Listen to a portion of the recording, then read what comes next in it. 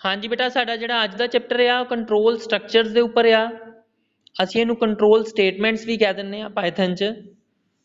हुण control structure जां control statement दा मतलब आ कि पाइथन दे विच आपां प्रोग्राम दे फ्लो नूं किस तरह कंट्रोल कर सकदे हां। जिद्दां सम टाइम आपां पहिलां भी देखदे आए हां, आपां इफ एल्स स्टेटमेंट्स यूज़ करदे आए, जिहदे विच आपां एक ब्लॉक नूं स्किप कर दिंदे सी, जां इफ स्किप हो जांदा सी जां एल्स स्किप हो जांदा सी। वो डिपेंड करदा सी आपां किस तरह दी कंडीशन लैके चल रहे हैं। सिमिलरली ਜਦੋਂ ਆਪਾਂ for while do while statements ਨੂੰ ਯੂਜ਼ ਕਰਦੇ ਸੀ, ਉਸ ਕੇਸ ਦੇ ਵਿੱਚ ਸਾਡਾ ਪ੍ਰੋਗਰਾਮ ਦਾ ਕੁਝ ਪਾਰਟ ਜਿਹੜੀਆਂ ਸਟੇਟਮੈਂਟਸ ਸੀ, ਇੰਸਟਰਕਸ਼ਨ ਸੀ, ਉਹ ਬਾਰ-ਬਾਰ ਰਿਪੀਟ ਹੁੰਦੀਆਂ ਸੀ। ਠੀਕ ਹੈ ਨਾ। ਤੇ ਸਿੰਪਲ ਜਿਹੜੇ ਆਪਾਂ ਪ੍ਰੋਗਰਾਮ ਲਿਖਦੇ ਸੀ, ਉਹਦੇ ਵਿੱਚ ਪਹਿਲੀ ਇੰਸਟਰਕਸ਼ਨ, ਦੂਸਰੀ, ਤੀਸਰੀ, ਚੌਥੀ, ਪੰਜਵੀਂ, ਸਾਰੇ ਦਾ ਸਾਰਾ ਪ੍ਰੋਗਰਾਮ ਹੀ ਇੱਕ ਸੀਕੁਐਂਸ ਦੇ ਵਿੱਚ ਚੱਲਦਾ ਸੀ। ਠੀਕ ਹੈ ਨਾ। ਤੇ ਇਹਦੇ ਬੇਸਿਸ ਦੇ ਉੱਪਰ ਬੇਟਾ ਸਾਡੇ ਕੋਲ 3 ਤਰੀਕੇ ਨਾਲ ਕੰਟਰੋਲ ਸਟਰਕਚਰਸ ਨੇ ਪਾਈਥਨ ਦੇ ਵਿੱਚ, ਜਿਹੜੇ ਆ ਤੁਹਾਨੂੰ ਦਿਖਾ ਰਹੇ ਹਾਂ। ठीक है, एक सिक्वेंशियल कंट्रोल आ, एक सिलेक्शन कंट्रोल आ, एक आइटरेटिव कंट्रोल आ।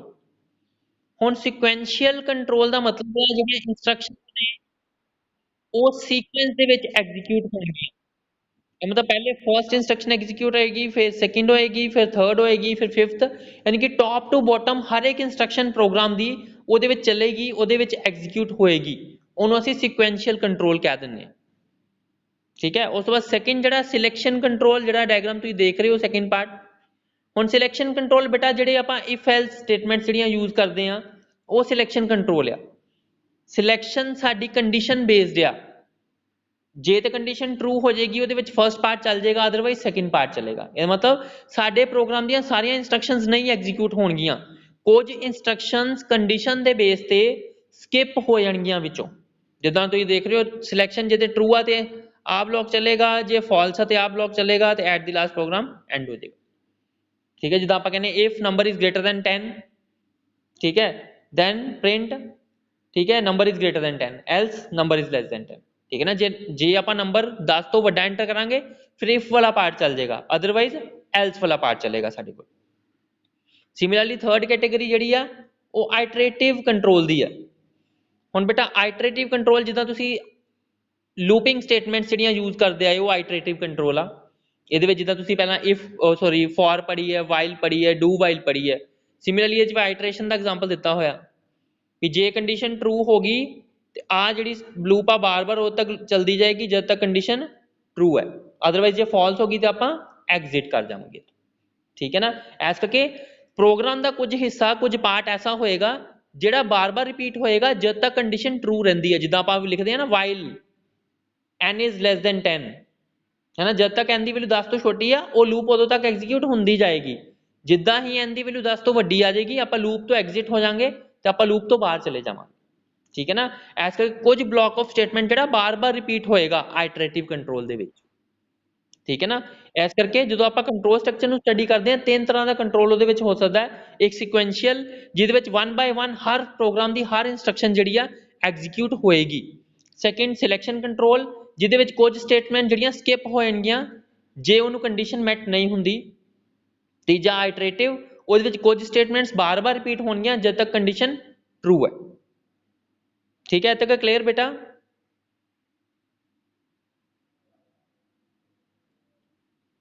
हाँ जी बेटा, नैक्सट जिहड़ियां साडे कोल उस तो बाद नैक्सट टॉपिक इहदे विच साडे कोल बूलियन एक्सप्रैशन दा टॉपिक आ।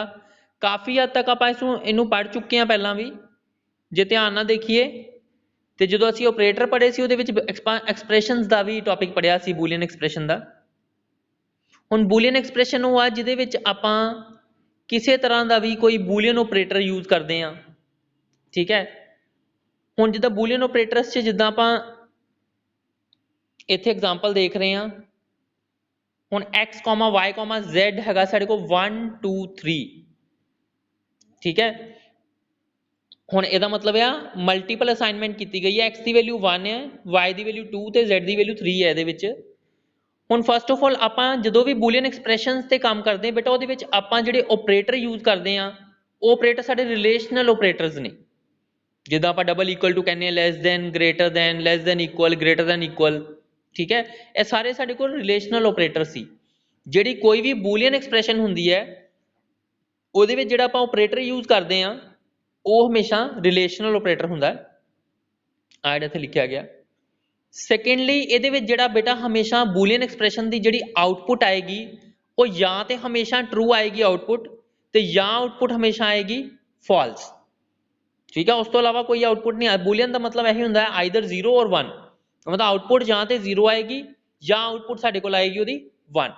ਹੁਣ ਜੇ ਧਿਆਨ ਨਾਲ ਦੇਖੀਏ ਤੇ ਆਪਾਂ ਫਸਟ ਜਿਹੜਾ ਲਿਖ ਰਹੇ ਹਾਂ x equal y comparison, x ਤੇ y ਦੀ ਆਪਾਂ ਇਕੁਐਲਿਟੀ ਚੈੱਕ ਕਰ ਰਹੇ ਹਾਂ ਕਿ x ਤੇ y ਆਪਸ ਚ ਇਕੁਅਲ ਨੇ ਜਾਂ ਫਿਰ ਨਹੀਂ ਇਕੁਅਲ ਨੇ। ਹੁਣ ਕਿਉਂਕਿ x ਦੀ ਵੈਲਿਊ 1 ਹੈ ਤੇ y ਦੀ ਵੈਲਿਊ 2 ਹੈ, 1 ਤੇ 2 ਆਪਸ ਚ ਨਹੀਂ ਇਕੁਅਲ ਹੈਗੇ, ਇਸ ਕਰਕੇ ਆਊਟਪੁੱਟ ਕੀ ਆਏਗਾ ਇਹਦਾ ਫਾਲਸ। ਸਿਮਿਲਰ ਨੈਕਸਟ ਐਕਸਪ੍ਰੈਸ਼ਨ ਸਾਡੀ ਕੀ x is greater than y, ਹੁਣ ਕਿਉਂਕਿ x 1 ਆ ਤੇ y 2 ਆ, 1 is not equal to 2, ਇਹ ਮਤਲਬ ਆਨਸਰ ਕੀ ਆਏਗਾ ਫਿਰ ਫਾਲਸ।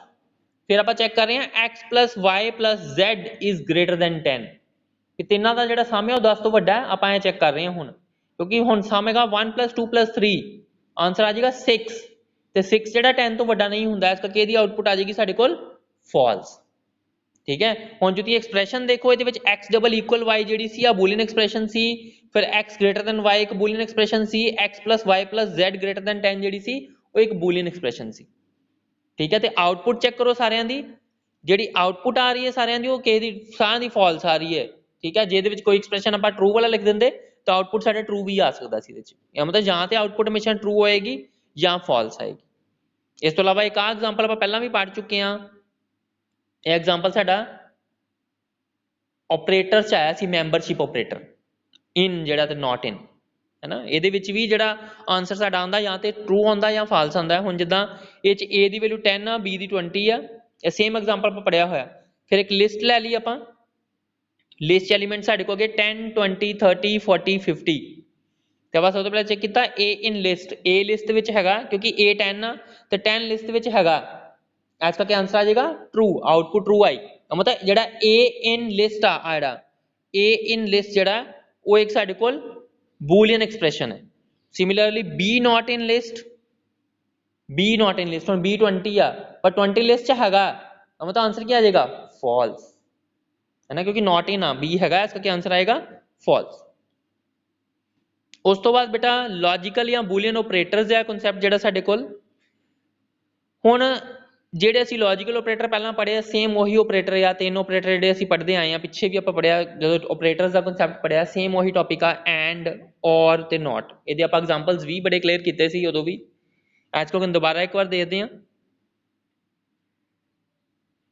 ਹੁਣ ਬੇਟਾ ਜਿੱਦਾਂ ਤੁਸੀਂ ਇੱਥੇ ਦੇਖ ਰਹੇ ਹੋ 5 is greater than 4, and operator ਆਪਾਂ ਯੂਜ਼ ਕਰ ਰਹੇ ਹਾਂ ਪਹਿਲੇ ਐਕਸਪ੍ਰੈਸ਼ਨ ਚ। ਠੀਕ ਆ, 5 is greater than 4 ਕੀ ਆ ਗਿਆ ਟਰੂ, ਕਿਉਂਕਿ 5 ਜਿਹੜਾ 4 ਤੋਂ ਗ੍ਰੇਟਰ ਹੁੰਦਾ। 6 is less than 9, 6 ਵੀ 9 ਤੋਂ ਛੋਟਾ ਹੁੰਦਾ, ਆਨਸਰ ਆ ਗਿਆ ਟਰੂ, ਦੋਨੋਂ 1 ਆ ਗਏ ਦਾ ਮਤਲਬ ਹੈ ਨਾ, ਤੇ 1 and 1 is 1, ਆਨਸਰ ਆ ਗਿਆ ਟਰੂ। ਐਂਡ ਆਪਰੇਟਰ ਦੇ ਵਿੱਚ ਦੋਨੋਂ ਇਨਪੁਟਸ ਟਰੂ ਆਏ ਦਾ ਮਤਲਬ ਆਨਸਰ ਹਮੇਸ਼ਾ ਟਰੂ ਹੋਏਗਾ। ਫਿਰ ਨੈਕਸਟ ਆਪਾਂ ਲੈ ਰਹੇ ਹਾਂ 5 is less than 4, and 5 is less than 4 ਹੋ ਗਿਆ ਫਾਲਸ, ਕਿਉਂਕਿ 5 4 ਤੋਂ ਵੱਡਾ ਹੁੰਦਾ ਹੈ, ਆ ਗਿਆ ਫਾਲਸ ਮਤਲਬ 0। ਔਰ 6 is greater than 9 ਵੀ ਕੀ ਹੈ, ਕਿਉਂਕਿ 6 9 ਤੋਂ ਵੱਡਾ ਨਹੀਂ ਹੁੰਦਾ, ਉਹ ਵੀ ਫਾਲਸ ਆ ਗਿਆ। ਤੇ 0 ਔਰ 0 ਦੋਨੋਂ 0 ਆ ਤੇ ਆਨਸਰ ਫਾਲਸ ਆ ਗਿਆ ਔਰ ਦੇ ਵਿੱਚ ਹੈ ਨਾ। ਤੇ ਨੋਟ ਆਪਰੇਟਰ ਇੱਕ 5 is less than 4 ਆ ਗਿਆ 0, ਕਿਉਂਕਿ 5 ਜਿਹੜਾ 4 ਤੋਂ ਛੋਟਾ ਨਹੀਂ ਹੁੰਦਾ ਵੱਡਾ ਹੁੰਦਾ, ਤੇ ਨੋਟ ਜੇ ਅੱਗੇ ਲੱਗ ਗਿਆ ਨੋਟ 0 ਕੀ ਆ ਗਿਆ 1, 0 ਦਾ ਨੋਟ 1, 1 ਦਾ ਨੋਟ 0, ਤੇ ਨੋਟ 0 ਆ ਗਿਆ 1, ਆਨਸਰ ਆ ਗਿਆ ਸਾਡੇ ਕੋਲ ਟਰੂ। ਆ ਆਪਰੇਟਰ ਆਪਾਂ ਪਹਿਲਾਂ ਵੀ ਪੜਿਆ ਲੌਜੀਕਲ ਆਪਰੇਟਰ, ਸੇਮ ਹੀ ਐਗਜ਼ਾਮਪਲ ਇਹਦੇ ਵਿੱਚ ਲਿਖਿਆ ਗਿਆ। ਠੀਕ ਹੈ, ਇੱਥੇ ਤੱਕ ਕਲੀਅਰ ਬੇਟਾ? ਹਾਂਜੀ ਬੇਟਾ, ਨੈਕਸਟ ਜਿਹੜੀ ਹੁਣ ਸਾਡਾ ਇੰਪੋਰਟੈਂਟ ਜਿਹੜਾ ਚੈਪਟਰ ਸਾਡਾ ਸਟਾਰਟ ਹੋ ਰਿਹਾ ਉਹ ਇੱਥੋਂ ਸਟਾਰਟ ਹੋ ਰਿਹਾ ਸਿਲੈਕਸ਼ਨ ਕੰਟਰੋਲ ਸਟੇਟਮੈਂਟਸ। ਹੁਣ ਪਾਈਥਨ ਦੇ ਵਿੱਚ ਅਸੀਂ ਜਿਹੜੀਆਂ ਸਿਲੈਕਸ਼ਨ ਕੰਟਰੋਲ ਸਟੇਟਮੈਂਟਸ ਪੜ੍ਹਦੇ ਹਾਂ ਉਹ ਬੇਟਾ ਸਾਡੇ ਕੋਲ, ਹਾਂਜੀ ਬੇਟਾ ਨੈਕਸਟ ਜਿਹੜੀਆਂ ਅਸੀਂ ਸਟੇਟਮੈਂਟਸ ਦੇਖ ਰਹੇ ਹਾਂ ਪਾਈਥਨ ਦੇ ਵਿੱਚ ਉਹ ਸਿਲੈਕਸ਼ਨ ਕੰਟਰੋਲ ਸਟੇਟਮੈਂਟਸ ਨੇ ਸਾਡੇ ਕੋਲ। ਹੁਣ ਸਿਲੈਕਸ਼ਨ ਕੰਟਰੋਲ ਜਿੱਦਾਂ ਮੈਂ ਪਹਿਲਾਂ ਵੀ ਦੱਸਿਆ ਸੀ, ਇਹਦੇ ਵਿੱਚ ਆਪਾਂ ਸਿਲੈਕਟ ਕਰਦੇ ਹਾਂ ਕਿ ਆਪਾਂ ਦੋਨਾਂ ਵਿੱਚੋਂ ਕਿਹੜਾ ਬਲੋਕ ਐਗਜ਼ੀਕਿਊਟ ਕਰਨਾ ਹੈ। ਹੁਣ ਜਿੱਦਾਂ ਇਫ ਐਲਸ ਜਿਹੜਾ ਬਲੋਕ ਆ ਉਹਦੇ ਵਿੱਚੋਂ ਜਾਂ ਤੇ ਇਫ ਬਲੋਕ ਚੱਲੇਗਾ ਜਾਂ ਐਲਸ ਬਲੋਕ ਚੱਲੇਗਾ, ਉਹ ਡਿਪੈਂਡ ਕਰੇਗਾ ਆਪਾਂ ਕੰਡੀਸ਼ਨ ਕਿਹੜੀ ਦੇ ਰਹੇ ਹਾਂ ਇਫ ਦੇ ਅੰਦਰ। ਜੇ ਉਦੋਂ ਕੰਡੀਸ਼ਨ ਟਰੂ ਹੋਏਗੀ ਇਫ ਵਾਲੀ ਤੇ ਆਪਾਂ ਇਫ ਬਲੋਕ ਚਲਾਵਾਂਗੇ, ਅਦਰਵਾਈਜ਼ ਬਲੋਕ ਚੱਲੇਗਾ ਸਾਡੇ ਕੋਲ ਐਲਸ ਬਲੋਕ। ਠੀਕ ਹੈ, ਇਸ ਕਰਕੇ ਇੱਕ ਬਲੋਕ ਜਿਹੜਾ ਉਹ ਸਕਿਪ ਹੋ ਜਾਏਗਾ ਵਿੱਚੋਂ ਦੋਨਾਂ ਦੇ। ਹੁਣ ਪਾਈਥਨ ਦੇ ਵਿੱਚ ਜਿਹੜਾ ਸਾਡੇ ਕੋਲ ਬੇਟਾ ਕੰਟਰੋਲ ਸਟੇਟਮੈਂਟ ਸਿਲੈਕਸ਼ਨ ਟਾਈਪ ਨੇ, ਜਿਹਨੂੰ ਆਪਾਂ ਡਿਸੀਜ਼ਨ ਮੇਕਿੰਗ ਸਟੇਟਮੈਂਟਸ ਵੀ ਕਹਿ ਦਿੰਦੇ ਹਾਂ, ਬ੍ਰਾਂਚਿੰਗ ਸਟੇਟਮੈਂਟਸ ਵੀ ਕਹਿ ਦਿੰਦੇ, ਪੇਪਰ 'ਚ ਕਿਸੇ ਤਰੀਕੇ ਵੀ ਪੁੱਛਿਆ ਜਾ ਸਕਦਾ ਇਹਨੂੰ। ਹੁਣ ਇਹਦੇ ਵਿੱਚ ਬੇਟਾ 3 ਸਟੇਟਮੈਂਟਸ ਆਪਾਂ ਪੜ੍ਹਦੇ ਹਾਂ, ਇੱਕ ਇਫ ਐਲਸ ਤੇ ਇੱਕ ਇਫ ਐਲਸ। ਇਫ ਤੁਸੀਂ ਬੜੀ ਸਿੰਪਲ ਟਾਈਪ ਆਫ ਇਫ ਦੇਖੀ ਹੋਈ ਤੁਸੀਂ ਪਹਿਲਾਂ, ਸਿਰਫ ਇੱਕ ਇਕੱਲਾ ਇਫ ਸਟੇਟਮੈਂਟ ਲੱਗੀ, ਕੰਡੀਸ਼ਨ ਲੱਗੇਗੀ। ਫਿਰ ਇਫ ਐਲਸ 'ਚ 2 ਬਲੋਕ ਹੋਣਗੇ, ਇੱਕ ਇਫ ਤੇ ਇੱਕ ਐਲਸ ਦਾ। ਜਿਹੜਾ ਤੁਸੀਂ ਪੜ੍ਹਦੇ ਹੁੰਦੇ ਸੀ ਇਫ ਐਲਸ ਹੈ ਨਾ, ਇਹਦਾ ਨਾਂ ਹੈਗਾ ਇਫ ਐਲਸ। ਇਹਦੇ ਵਿੱਚ ਥੋੜ੍ਹਾ ਵੇਰੀਐਂਟ ਡਿਫਰੈਂਟ ਆ, ਉਹਦਾ ਸਿੰਟੈਕਸ ਵੀ ਹਰ ਕੇ ਦਾ ਇਹਦੇ ਵਿੱਚ ਡਿਫਰੈਂਟ ਆਏਗਾ ਪਿਛਲੀਆਂ ਲੈਂਗੁਏਜਿਸ ਦੇ ਕੰਪੈਰੀਜ਼ਨ ਦੇ ਵਿੱਚ। ਹੁਣ ਸਭ ਤੋਂ ਪਹਿਲਾਂ ਬੇਟਾ ਇਹਦੇ ਵਿੱਚ ਇਫ ਸਟੇਟਮੈਂਟ ਦੇਖਾਂਗੇ ਅਸੀਂ, ਆਈਡੀ ਇਫ ਸਟੇਟਮੈਂਟ ਆ ਸਿੰਟੈਕਸ ਬੇਟਾ ਇਹਦਾ ਇਫ ਸਟੇਟਮੈਂਟ ਦਾ। ਹੁਣ ਸਿੰਟੈਕਸ ਕਾਫੀ ਹੱਦ ਤੱਕ ਵੇਰੀ ਕਰਦਾ। ਪਾਈਥਨ ਦੇ ਵਿੱਚ ਬੇਟਾ ਕਿਸੇ ਤਰ੍ਹਾਂ ਦੀਆਂ ਕੋਈ ਕਰਲੀ ਬ੍ਰੈਕਟਸ ਨਹੀਂ ਲੱਗਣੀਆਂ, ਆਹ ਚੀਜ਼ ਦਿਮਾਗ ਦੇ ਵਿੱਚ ਬਿਠਾ ਲਈ ਜਾਵੇ। ਜਿੱਦਾਂ ਅਸੀਂ ਸੀ ਤੇ C++ ਦੇ ਵਿੱਚ ਜਦੋਂ ਅਸੀਂ ਇਫ ਸਟੇਟਮੈਂਟ ਲਿਖਦੇ ਸੀ, ਆਪਾਂ ਲਿਖਦੇ ਸੀ ਇਫ ਕੰਡੀਸ਼ਨ, ਫਿਰ ਅਗਲੀ ਲਾਈਨ ਜਾ ਕੇ ਆਪਾਂ ਕਰਲੀ ਬ੍ਰੇਸ ਸ਼ੁਰੂ ਕਰਦੇ ਸੀ, ਫਿਰ ਉਹਦੇ ਅੰਦਰ ਸਟੇਟਮੈਂਟਸ ਲਿਖਦੇ ਸੀ, ਫਿਰ ਆਪਾਂ ਕਰਲੀ ਬ੍ਰੇਸ ਬੰਦ ਕਰ ਦਿੰਦੇ ਸੀ। ਪਰ ਇਹਦੇ ਵਿੱਚ ਕਿਸੇ ਤਰ੍ਹਾਂ ਦੀ ਕੋਈ ਕਰਲੀ ਬ੍ਰੇਸ ਨਹੀਂ ਲੱਗਣੀ। ਮੈਂ ਅੱਗੇ ਜਾ ਕੇ ਦੱਸਾਂਗਾ ਇਹਦੇ ਵਿੱਚ ਕਰਲੀ ਬ੍ਰੇਸ ਦੀ ਜਗ੍ਹਾ 'ਤੇ ਆਪਾਂ ਕਿਹੜੀ ਚੀਜ਼ ਦੇ ਨਾਲ ਆਪਾਂ ਬਲੋਕ ਨੂੰ ਕੰਟਰੋਲ ਕਰਨਾ ਹੈ। ਠੀਕ ਹੈ, ਸਿੰਟੈਕਸ ਪਹਿਲੇ ਧਿਆਨ ਨਾਲ ਦੇਖਿਆ ਜਾਵੇ। ਇਫ ਤੋਂ ਬਾਅਦ ਲੱਗਣੀ ਹੈ ਕੰਡੀਸ਼ਨ ਆ ਜਿਹੜੀ, ਤੇ ਹੁਣ ਧਿਆਨ ਨਾਲ ਨੋਟ ਕੀਤਾ ਜਾਵੇ ਬੇਟਾ ਕੰਡੀਸ਼ਨ ਤੋਂ ਬਾਅਦ ਇੱਕ ਕੋਲਨ ਦਾ ਨਿਸ਼ਾਨ ਆ। ਠੀਕ ਹੈ, ਹੁਣ ਚਾਹੇ ਇਫ ਆ ਚਾਹੇ ਐਲਸ ਆ, ਹਰ ਕਿਸੇ ਤੋਂ ਬਾਅਦ ਬੇਟਾ ਕੋਲਨ ਦਾ ਨਿਸ਼ਾਨ ਲੱਗਣਾ ਹੈ। ਇਫ ਕੰਡੀਸ਼ਨ, ਉਸ ਤੋਂ ਬਾਅਦ ਕੋਲਨ। ਫਿਰ ਤੁਸੀਂ ਉਹਦੇ ਅੰਦਰ ਜਿੰਨੀਆਂ ਵੀ ਸਟੇਟਮੈਂਟਸ ਲਿਖਣਾ ਚਾਹੁੰਦੇ, ਇੱਥੇ ਸਟੇਟਮੈਂਟ ਲਿਖਿਆ ਐਸ, ਜਿੰਨੀਆਂ ਵੀ ਸਟੇਟਮੈਂਟਸ ਲਿਖਣਾ ਚਾਹੁੰਦੇ ਹੋ ਉਹ ਸਟੇਟਮੈਂਟ ਤੁਸੀਂ ਲਿਖ ਸਕਦੇ ਹੋ ਇਹਦੇ ਵਿੱਚ। ਠੀਕ ਹੈ, ਹੁਣ ਜਿਹਦਾ ਐਗਜ਼ਾਮਪਲ ਦੇਖੀਏ ਧਿਆਨ ਦੇ ਨਾਲ। ਹਾਂ, ਹੁਣ ਦੇਖੋ ਬੇਟਾ ਧਿਆਨ ਨਾਲ ਦੇਖੋ ਜਰਾ, ਆਹ ਜਿਹੜੀ ਐਗਜ਼ਾਮਪਲ, ਹੁਣ ਦੇਖੋ ਇਕੱਲੇ ਇਫ ਦਾ ਐਗਜ਼ਾਮਪਲ ਆ। ਮੈਂ ਲਿਖਿਆ age is equal int input enter age of a person. ਮੈਂ ਤੁਹਾਨੂੰ ਦੱਸਿਆ ਸੀ ਕਿ ਆਪਾਂ ਪਾਈਥਨ ਦੇ ਵਿੱਚ ਜਿਹੜਾ ਇਨਪੁਟ ਲੈਂਦੇ ਹਾਂ ਉਹਦੇ ਲਈ ਆਪਾਂ ਇਨਪੁਟ ਫੰਕਸ਼ਨ ਹੀ ਉਹਦੇ ਵਿੱਚ ਹੈਗਾ ਸਾਡੇ ਕੋਲ। ਆਪਾਂ ਇਨਪੁਟ ਲਿਖਿਆ enter age of a person, ਕਿਉਂਕਿ ਇਨਪੁਟ ਦੇ ਥਰੂ ਆਪਾਂ ਜਿਹੜਾ ਡਾਟਾ ਐਂਟਰ ਕਰਵਾ ਰਹੇ ਹਾਂ ਉਹ ਡਾਟਾ ਕਿਹੜੇ ਟਾਈਪ ਦਾ ਐਂਟਰ ਹੋਏਗਾ, ਕਰੈਕਟਰ ਟਾਈਪ ਦਾ। ਮੈਂ ਏਜ ਕਿਹੜੇ ਟਾਈਪ ਦੀ ਲਿਖਣੀ ਹੈ, ਇੰਟੀਜਰ ਟਾਈਪ ਦੀ, ਐਸ ਕਰਕੇ ਮੈਂ ਉਹਦੇ ਅੱਗੇ ਲਿਖਾਂਗਾ ਇੰਟ। ਠੀਕ ਹੈ, age equal to int input enter age of a person, ਮਤਲਬ ਜੋ ਵੀ ਮੈਂ ਐਂਟਰ ਕਰਾਵਾਂਗਾ ਪ੍ਰੋਂਪਟ 'ਤੇ ਉਹ ਏਜ ਦੇ ਵਿੱਚ ਚਲਾ ਜਾਏਗਾ। ਉਸ ਤੋਂ ਬਾਅਦ ਮੈਂ ਚੈੱਕ ਕੀਤਾ ਇਫ, ਹੁਣ ਦੇਖੋ ਆਹ ਇਫ ਸਟੇਟਮੈਂਟ ਲੱਗ ਰਹੀ ਹੈ, if age is greater than equal to 18, ਉਸ ਤੋਂ ਬਾਅਦ ਕੋਲਨ ਪਾਇਆ। ਮੈਂ ਪਹਿਲਾਂ ਵੀ ਬਾਰ-ਬਾਰ ਕਹਿ ਰਿਹਾ, ਜਦੋਂ ਸਟੇਟਮੈਂਟ ਦੀ ਕੰਡੀਸ਼ਨ ਆਣੀ ਉਸ ਤੋਂ ਬਾਅਦ ਕੋਲਨ ਦਾ ਨਿਸ਼ਾਨ ਪੈਣਾ। ਫਿਰ ਉਸ ਤੋਂ ਬਾਅਦ ਤੁਸੀਂ ਲਿਖਿਆ ਪ੍ਰਿੰਟ ਯੂ ਕੈਨ ਵੋਟ। ਜੇ ਤੁਹਾਡੀ ਏਜ 18 ਸਾਲ ਤੋਂ ਜ਼ਿਆਦਾ ਹੈ ਤਾਂ ਤੁਸੀਂ ਲਿਖੋਗੇ ਪ੍ਰਿੰਟ ਯੂ ਕੈਨ ਵੋਟ, ਤੁਸੀਂ ਵੋਟ ਕਰ ਸਕਦੇ ਹੋ। ਹੁਣ ਧਿਆਨ ਨਾਲ ਦੇਖੋ ਬੇਟਾ, ਇਫ ਤੋਂ ਬਾਅਦ ਕਿਸੇ ਤਰ੍ਹਾਂ ਦੀ ਕੋਈ ਰਾਊਂਡ ਬ੍ਰੈਕਟ ਵੀ ਨਹੀਂ ਹੈਗੀ, ਇੱਥੇ ਕੋਈ ਬ੍ਰੈਕਟ ਨਹੀਂ ਹੈਗੀ ਏ ਤੋਂ ਅੱਗੇ, ਦੇਖੋ ਕੋਈ ਬ੍ਰੈਕਟ ਨਹੀਂ, ਇੱਥੇ ਕੋਈ ਬ੍ਰੈਕਟ ਐਂਡ ਨਹੀਂ ਹੋਈ ਇਹਦੇ ਵਿੱਚ। ਠੀਕ ਹੈ, ਡਾਇਰੈਕਟਲੀ ਇਫ ਲਾ ਕੇ ਜਿਹੜਾ ਤੁਹਾਡਾ ਵੇਰੀਏਬਲ ਆ ਉਹ ਲਿਖਣਾ, ਉਹ ਕੰਡੀਸ਼ਨ ਲਾ ਦੇਣੀ ਆ ਪੂਰੀ, ਫਿਰ ਤੁਸੀਂ ਜੋ ਸਟੇਟਮੈਂਟ ਲਿਖਣਾ ਚਾਹੁੰਦੇ ਹੋ ਲਿਖ ਸਕਦੇ ਹੋ। ਹੁਣ ਜਿੱਦਾਂ ਉਹਨੇ ਕੀ ਕੀਤਾ, ਆਊਟਪੁੱਟ ਦੇਖੋ, ਜਦੋਂ ਉਹ ਪ੍ਰੋਗਰਾਮ ਐਗਜ਼ੀਕਿਊਟ ਹੋਏਗਾ ਉੱਥੇ ਹੈਗਾ enter age of the person, ਉਹਨੇ 24 ਏਜ ਐਂਟਰ ਕੀਤੀ ਹੈ ਉਹਨੇ, ਅਤੇ ਆਊਟਪੁੱਟ ਕਿਉਂਕਿ 24 ਦੀ ਵੈਲਿਊ 18 ਤੋਂ ਵੱਡੀ ਹੈ, if age is greater than 18 then print you can vote, ਮਤਲਬ ਆਊਟਪੁੱਟ ਕੀ ਆ ਜਾਏਗੀ, ਯੂ ਕੈਨ ਵੋਟ। ਠੀਕ ਹੈ, ਹੁਣ ਬੇਟਾ ਪ੍ਰੋਗਰਾਮ ਤੇ ਸਾਨੂੰ ਕਲੈਰਿਟੀ ਹੋ ਗਈ, ਪਰ ਇਹਦੇ ਵਿੱਚ ਇੱਕ ਚੀਜ਼ ਬੜੀ ਇੰਪੋਰਟੈਂਟ ਜਿਹੜੀ ਮੈਂ ਤੁਹਾਨੂੰ ਪਹਿਲੇ ਹੀ ਕਹਿ ਰਿਹਾ ਸੀ ਕਿ ਇਹਦੇ ਵਿੱਚ ਕਰਲੀ ਬ੍ਰੇਸਿਸ ਨਹੀਂ ਲੱਗਣੀਆਂ ਕਿਤੇ ਵੀ। ਪਰ ਆਪਾਂ ਕਿੱਦਾਂ ਬਲੋਕ ਨੂੰ ਕੰਟਰੋਲ ਕਰਾਂਗੇ ਕਿ ਕਿਹੜੀਆਂ ਸਟੇਟਮੈਂਟ ਇਫ ਦੇ ਅੰਦਰ ਆ ਰਹੀਆਂ ਨੇ ਸਾਡੀਆਂ। ਠੀਕ ਹੈ, ਇਹਦੇ ਵਿੱਚ ਬੇਟਾ ਇੰਡੈਂਟੇਸ਼ਨ ਦਾ ਰੋਲ ਆ, ਇੰਡੈਂਟੇਸ਼ਨ ਇਨ ਪਾਈਥਨ ਦੇ ਵਿੱਚ ਬੇਟਾ ਇੰਡੈਂਟੇਸ਼ਨ ਦਾ ਰੋਲ ਬਹੁਤ ਜ਼ਿਆਦਾ ਹੈ, ਅਦਰਵਾਈਜ਼ ਪ੍ਰੋਗਰਾਮ ਨਹੀਂ ਚੱਲੇਗਾ, ਐਰਰ ਆ ਜਾਏਗੀ ਤੁਹਾਡੇ ਪ੍ਰੋਗਰਾਮ 'ਚ। ਠੀਕ ਹੈ, ਹੁਣ ਜਿੱਦਾਂ ਆਪਾਂ ਲਿਖ ਰਹੇ ਹਾਂ ਨਾ, ਜਿੱਦਾਂ ਉੱਪਰ ਦੇਖੋ ਧਿਆਨ ਨਾਲ ਬੇਟਾ, ਆਹ ਜਿਹੜਾ ਕੋਡ ਲਿਖਿਆ ਗਿਆ ਇਹ 'ਚ ਇੰਡੈਂਟੇਸ਼ਨ ਮੈਂ ਤੁਹਾਨੂੰ ਦੱਸਦਾ। ਹੁਣ ਜਿੱਦਾਂ ਇਹਦੇ ਵਿੱਚ ਲਿਖਿਆ if password is equal to ABCD 1 2 3, colon ਪਾਤਾ, ਉਸ ਤੋਂ ਬਾਅਦ ਨੈਕਸਟ ਲਾਈਨ 'ਚ ਦੇਖੋ ਐਰੋ ਜਿਹੜਾ ਸ਼ੋ ਹੋ ਰਿਹਾ, ਮਤਲਬ ਇੱਕ ਸਪੇਸ ਮਾਰੀ ਗਈ ਹੈ। ਜਦੋਂ ਆਪਾਂ ਨੈਕਸਟ ਲਾਈਨ 'ਚ ਆਏ ਹਾਂ, ਆਪਾਂ ਕੋਈ ਵੀ ਟੈਬ ਜਾਂ ਸਪੇਸ ਮਾਰ ਦੇਣੀ ਇੱਕ। ਠੀਕ ਹੈ, ਟੈਬ ਜ਼ਿਆਦਾ ਇੰਪੋਰਟੈਂਟ ਹੈ, ਟੈਬ ਦੇ ਦੇਣਾ ਤੁਸੀਂ ਨੈਕਸਟ ਲਾਈਨ 'ਚ, ਫਿਰ ਤੁਸੀਂ ਲਿਖਣਾ ਇਹਨੂੰ ਪ੍ਰਿੰਟ ਅਸੈਸ ਗਰਾਂਟਿਡ। ਉਸੇ ਤਰ੍ਹਾਂ ਐਲਸ ਲਿਖਿਆ, ਐਲਸ ਤੋਂ ਬਾਅਦ ਕੋਲਨ ਲਿਖਿਆ, ਜਦੋਂ ਨੈਕਸਟ ਲਾਈਨ 'ਚ ਜਾਣਾ ਇੱਕ ਟੈਬ ਕੀਬੋਰਡ ਤੋਂ ਪ੍ਰੈਸ ਕਰ ਦੇਣਾ, ਫਿਰ ਤੁਸੀਂ ਲਿਖਣਾ ਪ੍ਰਿੰਟ ਅਸੈਸ ਡਿਨਾਈਡ। ਹੁਣ ਜਿਹੜਾ ਆਪਾਂ ਟੈਬ ਦੇ ਰਹੇ ਹਾਂ ਜਾਂ ਆਪਾਂ ਸਪੇਸਿਸ ਦੇ ਰਹੇ ਹਾਂ, ਨੰਬਰ ਆਫ ਸਪੇਸਿਸ, ਉਹ ਬੇਟਾ ਬਰਾਬਰ ਹੋਣੀਆਂ ਚਾਹੀਦੀਆਂ ਇਫ ਤੇ ਐਲਸ ਦੇ ਵਿੱਚ। ਮਤਲਬ ਜੇ ਇਫ ਨੂੰ ਲਿਖਣ ਤੋਂ ਬਾਅਦ ਤੁਸੀਂ ਟੈਬ ਦਿੱਤੀ ਹੈ, ਅਤੇ ਐਲਸ ਨੂੰ ਲਿਖਣ ਤੋਂ ਬਾਅਦ ਵੀ ਤੁਸੀਂ ਟੈਬ ਦੇ ਨਾਲ ਹੀ ਉਹਨੂੰ ਲਿਖਣਾ। ਜੇ ਇਫ ਤੇ ਐਲਸ ਦਾ ਜਿਹੜਾ ਸਪੇਸਿੰਗ ਆ ਸਟੇਟਮੈਂਟ ਲਿਖਣ ਦੀ ਉਹ ਡਿਫਰੈਂਟ ਹੋਏਗੀ, ਤਾਂ ਬੇਟਾ ਪ੍ਰੋਗਰਾਮ ਰਨ ਨਹੀਂ ਹੋਏਗਾ ਉਸ ਕੇਸ ਦੇ ਵਿੱਚ। ਐਸ ਕਰਕੇ ਇੰਡੈਂਟੇਸ਼ਨ ਦਾ ਬਹੁਤ ਰੋਲ ਆ। ਚਾਹੇ ਤੁਸੀਂ ਇਫ ਐਲਸ ਲਿਖਦੇ ਹੋ, ਚਾਹੇ ਤੁਸੀਂ ਲੂਪਿੰਗ ਸਟੇਟਮੈਂਟ 'ਚ ਵਾਈਲ, ਡੂ ਵਾਈਲ, ਫॉर ਲਿਖਦੇ ਹੋ, ਉਸ ਕੇਸ 'ਚ ਇੰਡੈਂਟੇਸ਼ਨ ਦਾ ਬਹੁਤ ਰੋਲ ਆ। ਤੁਸੀਂ ਸਪੇਸ ਪਾਣੀ ਹੈ ਜਦੋਂ ਵੀ ਨੈਕਸਟ ਲਾਈਨ 'ਚ ਜਾਣਾ, ਸਪੇਸ ਪਾ ਕੇ ਬੇਟਾ ਸਟੇਟਮੈਂਟ ਲਿਖਣੀ ਆ ਤੁਸੀਂ ਉਸ ਕੇਸ 'ਚ। ਇੱਥੋਂ ਪਤਾ ਲੱਗੇਗਾ ਇਫ ਕਿੱਥੇ ਖਤਮ ਹੋ ਰਹੀ ਹੈ, ਉਸ ਤੋਂ ਬਾਅਦ ਐਲਸ ਇੱਥੋਂ ਸ਼ੁਰੂ ਹੋ ਰਿਹਾ। ਸਪੇਸਿੰਗ ਤੋਂ ਡਿਸਾਈਡ ਹੋਏਗਾ। ਜਿਹੜਾ ਪਾਈਥਨ ਦਾ ਇੰਟਰਪ੍ਰੇਟਰ ਆ ਉਹ ਸਪੇਸਿੰਗ ਦੇਖ ਕੇ ਕਰੇਗਾ ਕਿ ਕਿੱਥੋਂ ਇਫ ਐਂਡ ਹੋਣੀ ਹੈ ਅਤੇ ਕਿੱਥੇ ਨੈਕਸਟ ਜਿਹੜੀ ਐਲਸ ਆ। ਤੁਸੀਂ ਦੇਖੋ ਐਲਸ ਉਸੇ ਤਰ੍ਹਾਂ ਇਫ ਦੇ ਬਿਲਕੁਲ ਥੱਲੇ ਆ ਰਹੀ ਹੈ, ਜਿਹੜੀ ਆ ਐਲਸ ਆ ਇਫ ਦੇ ਬਿਲਕੁਲ ਨੀਚੇ ਆ, ਜਿਹੜੀ ਲਾਈਨ 'ਚ ਇਫ ਆ ਉਸੇ ਲਾਈਨ 'ਚ ਆਊਗਾ। ਸਿਮਿਲਰਲੀ ਜਿਹੜੀ ਇਫ ਦੀ ਸਟੇਟਮੈਂਟ ਜਿਹੜੀ ਲਾਈਨ ਤੋਂ ਸਟਾਰਟ ਹੋ ਰਹੀਆਂ, ਉਸੇ ਲਾਈਨ ਤੋਂ ਐਲਸ ਦੀਆਂ ਸਟੇਟਮੈਂਟ ਸਟਾਰਟ ਹੋਣਗੀਆਂ। ਠੀਕ ਹੈ, ਐਸ ਕਰਕੇ ਇੰਡੈਂਟੇਸ਼ਨ ਦਾ ਬਹੁਤ ਰੋਲ ਆ ਪੂਰੇ ਪਾਈਥਨ ਦੇ ਵਿੱਚ ਸਾਡੇ ਕੋਲ। ਐਸ ਕਰਕੇ ਉਹਨੂੰ ਬਿਨਾਂ ਬ੍ਰੇਸਿਸ ਤੋਂ ਜਿਹੜਾ ਇੰਟਰਪ੍ਰੇਟਰ ਆ ਉਹਨੂੰ ਆਈਡੀਆ ਹੋਏਗਾ ਸਪੇਸਿੰਗ ਤੋਂ ਕਿ ਕਿੱਥੋਂ ਜਿਹੜੀ ਬਲੋਕ ਆ ਸਟਾਰਟ ਹੋ ਰਿਹਾ ਅਤੇ ਕਿੱਥੇ ਜਾ ਕੇ ਉਹ ਬਲੋਕ ਐਂਡ ਹੋਏਗਾ ਸਾਡਾ।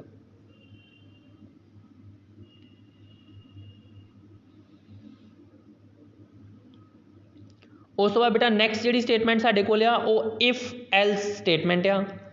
ਇਹ ਵੀ ਪਹਿਲਾਂ ਅਸੀਂ ਪੜ੍ਹ ਚੁੱਕੇ ਹਾਂ ਇਸ ਤੋਂ ਪਹਿਲਾਂ। ਹੁਣ ਉਸੇ ਤਰ੍ਹਾਂ ਇਫ ਦੇ ਨਾਲ ਐਲਸ ਬਲੋਕ ਆ ਜਾਏਗਾ ਇਹਦੇ ਵਿੱਚ। ਪਿਛਲੀ ਸਿੰਪਲ ਇਫ ਸੀ, ਹੁਣ ਆ ਇਹਦਾ ਸਿੰਟੈਕਸ ਬੇਟਾ if condition colon statement S, else statement S. ਪਹਿਲਾਂ ਇਫ ਬਲੋਕ ਆ, ਜੇ ਤਾਂ ਕੰਡੀਸ਼ਨ ਟਰੂ ਹੋ ਜਾਂਦੀ ਤਾਂ ਆਹ ਬਲੋਕ ਚੱਲ ਜਾਏਗਾ, ਜੇ ਕੰਡੀਸ਼ਨ ਫਾਲਸ ਹੋ ਗਈ ਤਾਂ ਫਿਰ ਸਾਡੇ ਕੋਲ ਬਲੋਕ ਚੱਲੇਗਾ ਐਲਸ। ਇਹ ਪਹਿਲਾਂ ਵੀ ਅਸੀਂ ਪੜ੍ਹਿਆ ਹੋਇਆ ਸਾਰਾ ਸਿੰਟੈਕਸ ਇਹਦਾ। ਠੀਕ ਹੈ, ਐਗਜ਼ਾਮਪਲ ਦੇਖਾਂਗੇ ਇਹਦਾ। ਹੁਣ ਬੇਟਾ ਦੇਖੋ ਐਗਜ਼ਾਮਪਲ ਧਿਆਨ ਨਾਲ। ਹੁਣ ਸਿਮਿਲਰਲੀ ਅਸੀਂ ਏਜ ਲੈ ਰਹੇ ਹਾਂ, ਆ ਰਹੀ ਹੈ ਏਜ।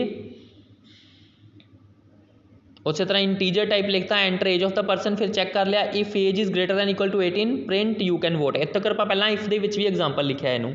ਠੀਕ ਹੈ, ਐਲਸ ਦੇ ਵਿੱਚ ਆਪਾਂ ਕੀ ਲਿਖ ਦਿੱਤਾ print sorry you Kant vote. ਇਹਦਾ ਮਤਲਬ ਹੈ ਜੇ ਕੰਡੀਸ਼ਨ ਫਾਲਸ ਹੋ ਗਈ ਤੇ ਫਿਰ ਕਿਹੜਾ ਬਲੋਕ ਚੱਲੇਗਾ ਐਲਸ ਬਲੋਕ। ਤੇ ਜੇ ਆਪਾਂ ਏਜ ਐਂਟਰ ਕਰਵਾਤੀ ਜਿਹੜੀ 18 ਤੋਂ ਵੱਡੀ ਹੈ ਫਿਰ ਬਲੋਕ ਚੱਲੇਗਾ ਇਫ ਵਾਲਾ। ਤੇ ਜੇ ਆਪਾਂ ਏਜ ਉਹ ਐਂਟਰ ਕਰਵਾਤੀ ਜਿਹੜੀ 18 ਤੋਂ ਛੋਟੀ ਹੈ ਫਿਰ ਚੱਲੇਗਾ ਸਾਡਾ ਐਲਸ ਵਾਲਾ ਪਾਰਟ। ਹੁਣ ਧਿਆਨ ਨਾਲ ਦੇਖੋ, ਜਦੋਂ enter the age of person ਆਇਆ ਉਹਨੇ ਏਜ ਕਿੰਨੀ ਐਂਟਰ ਕਰ ਦਿੱਤੀ 15। ਹੁਣ 15 ਜਿਹੜਾ 18 ਤੋਂ ਛੋਟਾ ਹੈ, ਮਤਲਬ ਏਜ ਜਿਹੜੀ 18 ਤੋਂ ਛੋਟੀ ਆ ਗਈ, ਕਿਹੜਾ ਬਲੋਕ ਚੱਲੇਗਾ ਐਲਸ ਵਾਲਾ। ਤੇ ਉੱਥੇ ਆਊਟਪੁੱਟ ਆ ਜਾਏਗੀ sorry you Kant vote yet. ਠੀਕ ਹੈ, ਸਿਮਿਲਰਲੀ ਇੱਕ ਹੋਰ ਐਗਜ਼ਾਮਪਲ ਆ ਚੈੱਕ ਕਰਨ ਲਈ ਵੀ ਕੋਈ ਵੀ ਜਿਹੜਾ ਈਅਰ ਆ ਉਹ ਲੀਪ ਈਅਰ ਹੈਗਾ ਕਿ ਨਹੀਂ ਹੈਗਾ। ਹੁਣ ਬੇਟਾ ਲੀਪ ਈਅਰ ਉਹ ਹੁੰਦਾ ਜਿਹਨੂੰ 4 ਨਾਲ ਡਿਵਾਈਡ ਕਰੀਏ ਤੇ ਰਿਮਾਈਂਡਰ ਉਹਦਾ 0 ਆ ਜਾਏ। ਜਿਹੜੇ ਈਅਰ ਨੂੰ ਡਿਵਾਈਡ ਕਰਕੇ 4 ਨਾਲ ਡਿਵਾਈਡ ਕਰਨ ਤੋਂ ਬਾਅਦ ਰਿਮਾਈਂਡਰ 0 ਆ ਜਾਏਗਾ ਉਹ ਲੀਪ ਈਅਰ ਹੋਏਗਾ, ਅਦਰਵਾਈਜ਼ ਈਅਰ ਲੀਪ ਨਹੀਂ ਹੋਏਗਾ। ਹੁਣ ਧਿਆਨ ਨਾਲ ਦੇਖੋ, ਉਸ ਤਰ੍ਹਾਂ ਈਅਰ ਐਂਟਰ ਕਰਵਾਤਾ ਇਨਪੁਟ ਐਂਟਰ ਈਅਰ, ਫਿਰ ਆਪਾਂ ਚੈੱਕ ਕਰ ਲਿਆ if year percentage 14 is equal to 0 ਇਹਦਾ ਮਤਲਬ ਈਅਰ ਨੂੰ 14 ਨਾਲ ਡਿਵਾਈਡ ਕਰੀਏ। ਜਿਹੜਾ ਪਰਸੈਂਟੇਜ ਓਪਰੇਟਰ ਆ ਰਿਮਾਈਂਡਰ ਓਪਰੇਟਰ ਆ, ਇਹ ਅਸੀਂ ਅਰਥਮੈਟਿਕ ਓਪਰੇਟਰ 'ਚ ਦੇਖਿਆ ਸੀ ਇਹਨੂੰ। ਤੇ যদি ਉਹਦਾ ਆਨਸਰ 0 ਆ ਜਾਂਦਾ ਤੇ ਪ੍ਰਿੰਟ ਹੋ ਜਾਏਗਾ ਈਅਰ ਇਜ਼ ਲੀਪ, ਅਦਰਵਾਈਜ਼ ਹੋਏਗਾ ਈਅਰ ਇਜ਼ ਨੋਟ ਲੀਪ। ਠੀਕ ਹੈ, ਹੁਣ ਬੇਟਾ ਹੁਣ ਦੇਖੋ ਜਦੋਂ ਈਅਰ ਐਂਟਰ ਕੀਤਾ ਤੇ ਈਅਰ ਐਂਟਰ ਕੀਤਾ ਬੇਟਾ 2000, ਜੋ 2000 ਐਂਟਰ ਕੀਤਾ 2000 ਨੇ 4 ਨਾਲ ਡਿਵਾਈਡ ਹੋ ਜਾਣਾ ਤੇ ਆਨਸਰ ਕੀ ਆ ਜਾਣਾ ਆ ਟਰੂ ਹੋ ਜਾਣੀ ਹੈ। ਇਫ ਆਊਟਪੁੱਟ 0 ਆ ਜਾਣਾ ਉਹਦਾ ਤੇ ਆਨਸਰ ਆ ਜਾਣਾ ਈਅਰ ਇਜ਼ ਲੀਪ। ਠੀਕ ਹੈ, ਆਹ ਪਾਰਟ ਸਾਡੇ ਕੋਲ ਬੇਟਾ ਹੈਗਾ ਇਫ ਐਲਸ ਦੇ ਵਿੱਚ।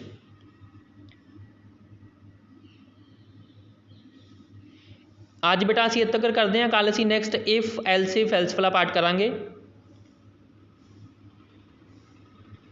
ਹੁਣ ਬੇਟਾ ਜਿਹੜੇ